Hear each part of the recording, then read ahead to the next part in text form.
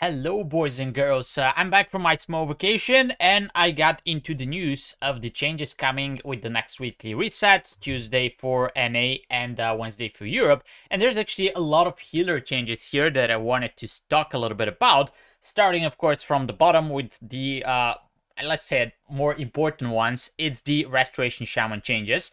Now, the Restoration Shaman, I guess not surprise to anyone, but it's getting some buffs, which is great. Healing Surge healing is increased by 12%. This is great. You're using Healing Surge a lot in M+, not so much in Raid, of course, but this is good buff for M+.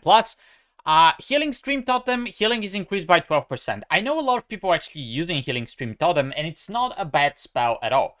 Cloudburst basically changes your gameplay style significantly. It's much harder to use. It requires much more skill, much more paying attention, much more knowing the fights, while Healing Stream is just a passive healing that you get all the time. So it's not a bad talent at all. And is it going to replace Cloudburst? Now, the answer to this question is not related to healing at all, because even before that buff, I could argue that Healing Stream Totem does a lot of healing overall, maybe a lot more than Cloudburst that you would get into, let's say, M+ dungeon. I think in Raid, I mean, it's even comparable in Raid, right?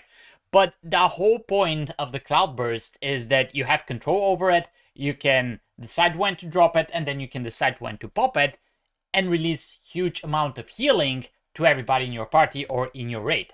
So, depending on your playstyle and the level of keys that you do, you might actually switch to Cloudburst at some point just because you need that extra control, you need that extra healing in some key moments when some mechanic happens. Having said that, Healing Stream Totem, as mentioned previously, it's not bad at all. You can definitely play with it.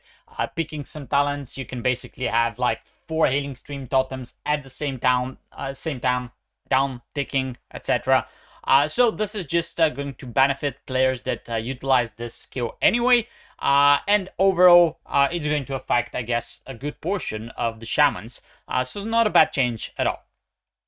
Now, Torrent is a talent that basically increases the initial heal of the Riptide. As you know, I actually run this talent a lot in M+, because I like it. And I just don't like some of the other options that we have right now, because all the changes to Master of the Elements, etc. I just don't want to play that talent anymore. So this is going to make your Riptides even bigger, even more juicy, so to speak, on the initial target, and they are big already because of the 4-piece tier set bonus, etc. So for people who do not run this talent, it's actually a good incentive to take it now, because it brings even more value with the small buffs that you get to that heal. And for people who already run it, it's even more healing, right? So this is more probably taken inside of M+, simply because, as I mentioned, there's no good talents to take instead. For example, the talent that increases the duration of the Riptide, that's great in Raid, but in M+, you're usually recasting Riptides on the same target sometimes. So having longer duration, it's usually not that beneficial in M+, which is why I'm using the Torrent talent. But overall, it's great to see that change, and it's also nice to see a talent that I don't think many people use it, or definitely not everybody uses it. So buffing a talent that's not that popular, I think it's great because people will try it out, somebody might like it, and they can start playing with it. It gives you options, it gives you variations, which I think is great overall. Alright, so that's the Restoration Shaman changes. Pretty nice, I think, overall. It's going to help the class a little bit climb up the ranks, because I don't think the difference between Restoration Shaman and the rest of the healers is that big, but things like that will help to close it even more. Briefly mentioning Holy Priest, because I guess nobody plays Holy Priest. I kind of say I play all the healers, but I don't play Holy Priest this season. It's getting a buff though, 3% healing, player mending healing increased, and I think it got buffs last week as well, so it's going to make it even more competitive. It's not going to make it meta, it's not going to replace any of the classes or make big changes in the healing charts, but if you decide to play it, those buffs are much welcome. I'm currently learning Discipline and having a blast, but maybe I'll switch to Holy just to try it out in some keys, and these changes are definitely helping in that direction. Mistweaver got some nerfs. maybe expected because it's performing really well, especially in raid, but also some of the higher keys are timed with Mistweavers right now.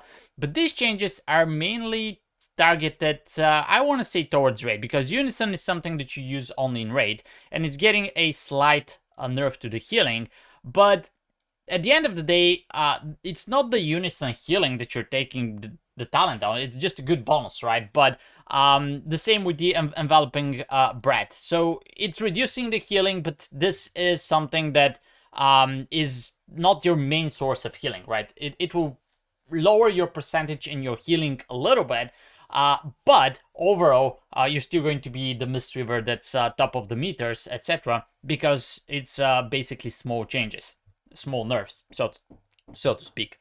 Essence Font, I kind of don't like to see this because I use that spell a lot both in Raid and Mythic Plus, but in Raid there's people who don't even cast Essence Font if you're not using the Upwelling talent, which some builds are not, then you're not pressing that button, and then you can definitely go into Mythic Plus and don't care much about Essence Font anyway. Most of the time you're using it just to trigger your ancient teachings there, and you're not relying entirely on the healing.